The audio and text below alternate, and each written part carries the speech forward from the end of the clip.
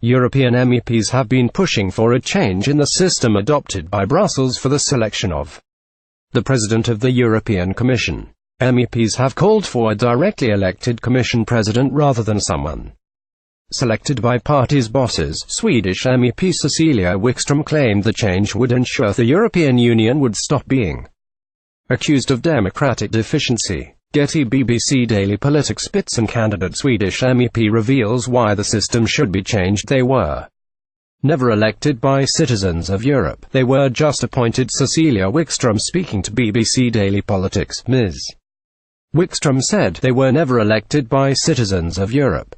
They were just appointed. In this case, we have Jean-Claude Juncker, who was appointed by the EPP as the EPP was the biggest party, so we would get away from that and people would stop blaming us for democratic deficiency if they can actually pick up a list and vote for a person. Many argue the current system, referred to as the Spitzenkandidat process, favors the party winning the most seats in the European Parliament and is little more than a handshake agreement among the main European political parties, the European Council and the EU Parliament.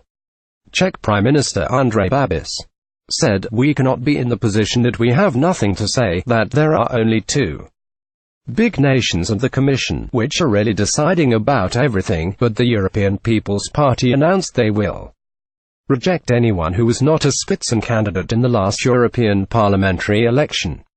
German MEP Manfred Weber said, "The EPP will not accept any candidate for the future Commission President who was not presented during the campaign as the lead candidate of a democratic party and can bring together a qualified majority in the newly elected European Parliament." Supporters of the Spitzenkandidat system include Irish Prime Minister Leo Varadkar as well as Italy and Spain. In a speech to the EU Parliament, Mr. Varadkar said, "Let's make permanent the Spitzenkandidat system and democratize choosing candidates for other leading positions within the EU."